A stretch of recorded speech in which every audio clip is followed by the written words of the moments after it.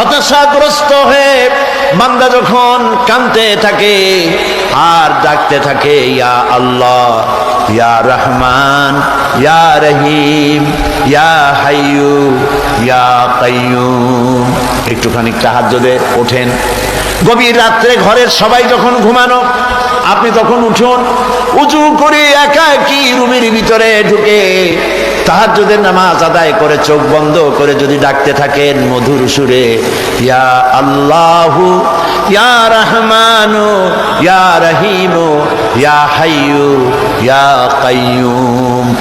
আল্লামা ইকবাল বলেছেন, দিল সে जो बात निकलती है असर रखती है पर नहीं मगर ताकते परवाज रखती है। দিল থেকে যে কথা উচ্চারিত হয়, মুখের কথা আর মনের কথা ভিন্ন রকম।